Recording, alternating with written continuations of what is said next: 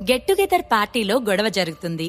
గొడవకి కారణమైన వాళ్ళకి శివ బుద్ధి చెప్తాడు. శివ తన కోసం రిస్క్ తీసుకోవటం సురభికి నచ్చుతుంది. కాని ఆమె అతనిని భర్తగా అంగీకరించదు. ఇక ఈ ఇష్యూ జరిగిన తర్వాత నుంచి సురభి పూర్తిగా ఆఫీస్కే పరిమితమైంది. కింగ్ ఆఫ్ ది వరల్డ్ ని తయారు చేయటంలో పూర్తి శ్రద్ధ పెట్టింది. శివ ఆమె వెంటే ఉంటూ ఆమెకి హెల్ప్ చేస్తున్నాడు. ఆ ఇద్దరి కృషి వలన కింగ్ ఆఫ్ ది వరల్డ్ తక్కువ టైంలో అద్భుతంగా తయారైంది. మరో 3 రోజులు గడిచాయి. తర్వాత రోజే ఎగ్జిబిషన్ కోసం అజంతా హోటల్లోని ఓ ఫ్లోర్ అంతా తీసుకున్నారు. ఎగ్జిబిషన్ కి సిటీలోనే రిచెస్ట్ ఫ్యామిలీస్, ఆర్నమెంట్ కంపెనీస్ అన్నిటికీ కూడా ఇన్విటేషన్ వెళ్ళింది. ఆ రోజు శివ జ్యోతి టవర్స్ లో లేడు. అధికారికంగా సురభి చీఫ్ డిజైనర్ గా సెలెక్ట్ అయినప్పుడు తనకి బహుమతిగా ఇవ్వటానికి, అలానే తన వైఫ్ ఫ్యామిలీ సెక్యూరిటీ కోసం ఓ విల్లాని కొనాలనుకున్నాడు. సిటీలోనే అన్ని ఫెసిలిటీస్ అండ్ ఫుల్ సెక్యూరిటీ ఉన్న మెరీనా ఎస్టేట్ కి వెళ్లాడు శివ. ఆ ఏరియాలో విల్లా చాలా కాస్ట్లీగా ఉంటుంది. ఉండటానికి కూడా చాలా కంఫర్ట్ గా ఉంటుంది. అక్కడ ఒక్కో ఇల్లు దాదాపు ₹1,00,00,000 పలుకుతుంది. ఖాళీగా ఉన్న ఒక విల్లాలోకి వెళ్లి చూస్తున్నాడు శివ. ఆ విల్లాలోని ఫర్నిచర్, ఇంటీరియర్ డిజైన్స్ అన్నీ శివకి సంతృప్తిగా అనిపించాయి. ఈ మొత్తం విల్లా ధర ₹1,00,00,000 మీరిది కొనగలరా అని విల్లా చూపించడానికి వచ్చిన వ్యక్తి అడిగాడు. అతను అలా అడగటానికి కారణం లేకపోలేదు. శివ చాలా సాదాసీదా బట్టల్లో అక్కడికి వచ్చాడు. అలానే తను వచ్చేటప్పుడు కార్ కూడా లేదు. అందుకే ఆ వ్యక్తికి శివ ఇల్లు కొనగలడా, కనీసం డౌన్ పేమెంట్ కట్టడానికి కూడా అతని వద్ద డబ్బులున్నాయో లేదో అని అనుకున్నాడు.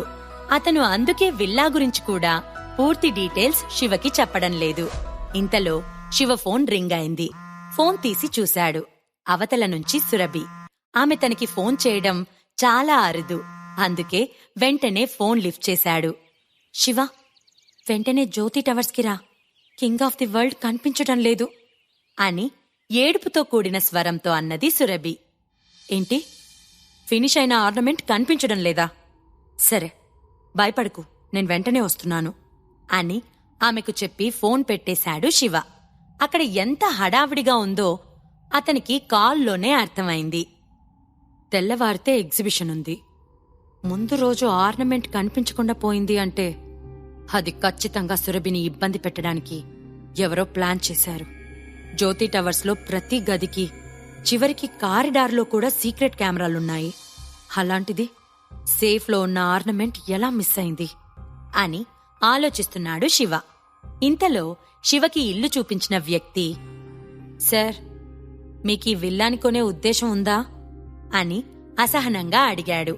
కొనే కస్టమర్తో ఎంతసేపైనా టైం స్పెండ్ చేయొచ్చు. కొనలేని కస్టమర్తో స్పెండ్ చేయాలంటే అతనికి కూడా ఇంట్రెస్ట్ లేదు. నేను ఈ విల్లాను ఇప్పుడే పర్చేస్ చేస్తాను. నేను అర్జెంటుగా వెళ్లవలసిన పనుంది. కాబట్టి ఇఫ్ యూ డోంట్ మైండ్, మీరు ఫార్మాలిటీస్ ఫినిష్ చేయండి అని శివ తన కార్డుని అతనికిచ్చాడు. కార్డుతో పాటు పిన్ నెంబర్ కూడా చెప్పాడు. మీరు ఫార్మాలిటీస్ ఫినిష్ చేశాక నాకు ఫోన్ చేయండి అని శివ అక్కడ్నుంచి పరుగున బయలుదేరాడు. అతని వెనకే ఆ ఉద్యోగి, సార్, 1 నిమిషం ఆగండి అని అన్నాడు. కాని శివ ఆగకుండా వెళ్లిపోయాడు. ఇతనింత బిల్డప్ ఇస్తున్నాడేంటి? ఆఫ్టర్ ఆల్ ఒక కార్డు ఇచ్చేసి ఈ కార్డులో నుంచి ₹1,00,00,000 వస్తాయి అంటున్నాడు. నేనేమైనా పిచ్చోడ్నా అని అనుకుని ఆ వ్యక్తి ఆ కార్డుని పూర్తిగా పరిశీలించాడు. ఆ కార్డు పూర్తి డీటెయిల్స్ చూసి ఆశ్చర్యపోయాడు అతను. అది VIP card, reserve bank issue చేసిన కార్డ్. దీన్నే గోల్డెన్ కార్డ్ అని కూడా అంటారు. ఈ కార్డ్ ఆ వ్యక్తి యొక్క స్టేటస్ ని తెలియజేస్తుంది. ఆ వ్యక్తికి శివ యొక్క స్టేటస్ అర్థమైంది. వెంటనే శివని కలవడానికి పరుగున అతని వెనుక వెళ్లాడు. అప్పటికే శివ ఒక టాక్సీ ఆపి ఆ టాక్సీ ఎక్కి కూర్చున్నాడు. ఆ వ్యక్తి పరుగున శివ దగ్గరికి వెళ్లి నిల్చున్నాడు. అతనిని చూసి ఏంటన్నట్లు చూశాడు Shiva. Sir, I'm so sorry sir, నేను మిమ్మల్ని తక్కువ అంచనా వేశాను. మీరు నా గురించి మా ఓనర్కి కంప్లైంట్ చేయకండి ప్లీజ్ సార్, నా జాబ్ పోతుంది అని రిక్వెస్ట్ చేశాడు. శివ మెల్లగా ఒక స్మైల్ ఇచ్చి, త్వరగా నా విల్లా ఫార్మాలిటీస్ ని కంప్లీట్ చేయండి అని అన్నాడు. తప్పకుండా సార్, ఈరోజు మీ పని అంతా పూర్తవుతుంది అని ఆ వ్యక్తి శివకి సెల్యూట్ చేశాడు. టాక్సీ స్టార్ట్ అయింది. కాస్త త్వరగా జ్యోతి టవర్స్ దగ్గర డ్రాప్ చేయండి అని అన్నాడు శివ. శివ కారులో ఉన్నప్పుడే అనంత్ నుంచి ఫోన్ వచ్చింది. ఐఎమ్ సో సారీ సార్, మీరు నాకు అప్పచెప్పిన పని నేను చేయలేకపోయాను. మీరు ఏ శిక్ష విధించినా నేను సంతోషంగా భరిస్తాను అని అన్నాడు చాలా వినయంగా. సీసీ కెమెరాలు చూసారా అన్నాడు శివ. ఎవరో కావాలని చేసినట్లుంది సార్. రాత్రి నుంచి ఒక 2 గంటల పాటు సీసీ కెమెరాలు పని చేయలేదు. సరిగ్గా అదే సమయంలో కరెంట్ కూడా లేదు అని విచారంగా అన్నాడు అనంత్. సరే, మీరు కంగారు పడకండి, ఇలాంటి పొరపాట్లు జరుగుతూనే ఉంటాయి అని కూల్గా అన్నాడు శివ. థ్యాంక్యూ సార్, అర్థం చేసుకున్నందుకు అని అన్నాడు అనంత్. శివ ఫోన్ పెట్టేసి తీవ్రంగా ఆలోచించటం మొదలుపెట్టాడు. King of the world value 10-11 లక్షలుంటుందేమో. డబ్బుల గురించి బాధ లేదు, కానీ ఇది సురభి తయారు చేసిన మొదటి ప్రాజెక్ట్ అండ్ తను కలలు కన్న ప్రాజెక్ట్. దీనివల్ల ఆమెకి ఓ బ్యాడ్ ఫీలింగ్ మిగిలిపోకూడదు. కింగ్ ఆఫ్ ది వరల్డ్ ప్రపంచంలోనే ప్రత్యేక స్థానాన్ని పొందుతుంది. సురభి కలలు కన్న ఈ ప్రాజెక్ట్ని పాడు చేయాలనుకున్న ఆ వ్యక్తి ఎవరో కాని అతను నా చేతిలో ఖచ్చితంగా చస్తాడు అని అనుకున్నాడు శివ. అరగంటలో శివ జ్యోతి టవర్స్ ముందు ఉన్నాడు. శివ డైరెక్ట్గా సీనియర్ ఎగ్జిక్యూటివ్స్ ఉండే 23వ అంతస్తుకి వెళ్లాడు. అతను వెళ్లేసరికి ఆ ఫ్లోర్ అంతా గందరగోళంగా ఉంది. అక్కడ ఉన్న 20 మంది సీనియర్ ఎగ్జిక్యూటివ్స్ చాలా కోపంగా సురభిపై అరుస్తున్నారు. రేపే ఎగ్జిబిషన్, రాత్రికి రాత్రి కింగ్ ఆఫ్ ది వరల్డ్ ఎలా మాయమైంది? సురభి, మీరే కదా ఈ ప్రాజెక్ట్ చేసేది, ఆ మాత్రం జాగ్రత్తగా చేసుకోవాలని తెలియదా? ఇప్పటికే కంపెనీ ఆ ఆర్నమెంట్ కోసం చాలా పబ్లిసిటీ ఇచ్చింది, ఖర్చు కూడా బాగానే పెట్టింది. ఇప్పుడు ఫినిష్ అయిన ఆర్నమెంట్ కనిపించడం లేదు అంటే పబ్లిక్ లో మన కంపెనీ పరువు ఏం కావాలి? ఆ మాత్రం జాగ్రత్తగా చూసుకోవాలని తెలీదా అని ఒక్కొక్కరు ఒక్కో మాట అంటున్నారు.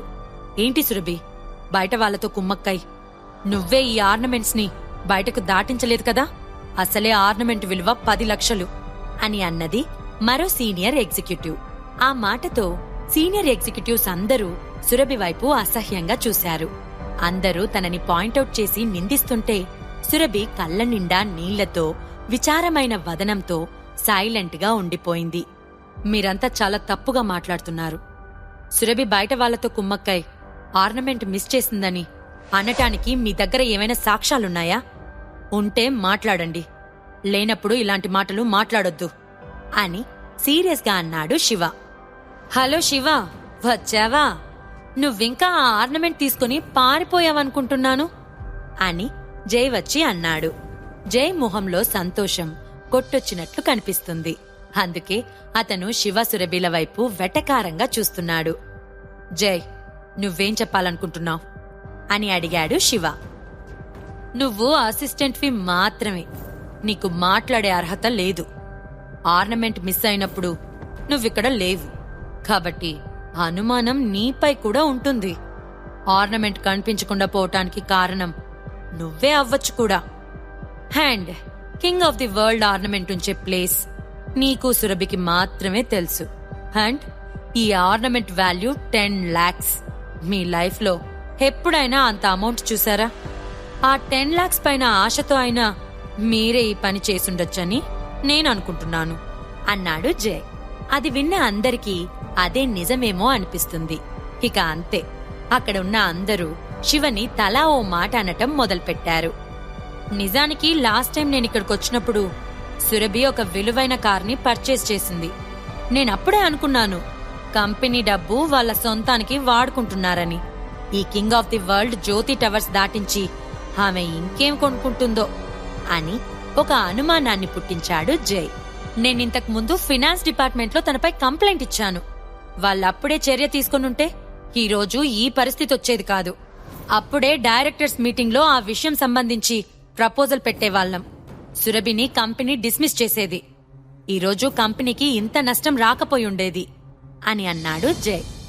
అవును, నువ్వు చెప్తుంటే నిజమే అనిపిస్తుంది. ఒక చిన్న ఉద్యోగికి ఇంత పెద్ద ఉద్యోగమిస్తే ఇలానే ఉంటుంది. వాళ్ళకి ఆశ ఉంటుంది. ఆ ఆశతో ఈ ఆర్నమెంట్ని దాటించేసుంటారు అని ఓ సీనియర్ ఎగ్జిక్యూటివ్ అన్నాడు. ఇప్పుడేం చేయాలి అని అందరూ ఆలోచిస్తుండగా ఆర్నమెంట్ చివరిగా సేఫ్లో పెట్టింది సురభినే. అలానే ఈరోజు ఆర్నమెంట్ మిస్ అయిందని చెప్పింది కూడా సురభినే. కాబట్టి ఆమెపైనే కంప్లైంట్ చేద్దాం అన్నాడు జై. కృతి కూడా అందుకు వంత పాడింది. ఇక అక్కడే ఉన్న అనంత్, అవసరం లేదు, దీనివల్ల మన కంపెనీ పరువు పోతుంది. కంపెనీ గురించి తప్పుగా మాట్లాడుకుంటారు. ఈ సమస్య ఇక్కడే తేలిపోవాలి అని అన్నాడు. కృతి జైలు గొడవ పెద్దది చేయాలని చూస్తున్నారు. ఎంత పెద్ద గొడవ అయితే సురభి పరువు అంత దిగజారుతుంది అని వాళ్ళు ఆలోచిస్తున్నారు. సురభి, నువ్వేం మాట్లాడటం లేదేంటి? ఎగ్జిబిషన్ రేపే. నీ king of the world ornament గురించి కంపెనీ చాలా పబ్లిసిటీ చేసింది. సో రేపొచ్చే క్లయింట్స్ అందరూ ఆ ఆర్నమెంట్ గురించి అడుగుతారు. అప్పుడు వాళ్ళకి ఏం సమాధానం చెప్పాలి? అండ్ నువ్వు మర్చిపోయినట్లున్నావు, ఎగ్జిబిషన్లో పాల్గొని విన్నర్ అయితేనే నువ్వు చీఫ్ డిజైనర్ ఆఫీసర్వి అవుతావు అని వెటకారంగా నవ్వాడు జై. సురభికి కోపమొస్తుంది. ఆమె తన చెర్రీ పెదాలను గట్టిగా కొరికింది. కాని ఎదురు మాట్లాడలేకపోయింది. ఆమె ఒకప్పుడు చిన్న ఉద్యోగి. ఎంతో టాలెంట్తో ఉన్న ఆమె చాలా కాలానికి కంపెనీలో గుర్తింపు పొందింది. సరిగ్గా మంచి పేరును తెచ్చుకునే సమయానికి ఇలా జరిగింది. గత నెల రోజుల నుంచి పగలు రాత్రి తేడా లేకుండా ఎంతో కష్టపడి తన మొదటి డిజైన్ ని కంప్లీట్ చేసింది సురభి. అయితే అదంతా ఈరోజు బూడిదలో పోసిన పన్నీరు అయిపోయింది. ఈ ప్రశ్నలకు సమాధానాలు తెలుసుకోవాలంటే నెక్స్ట్ ఎపిసోడ్ వినాల్సిందే. క్రింద ఇచ్చిన లింక్ ని క్లిక్ చేసి పాకెట్ ఎఫ్ఎం యాప్ ని ఇన్స్టాల్ చేసుకోండి. Stay tune to pocket FM.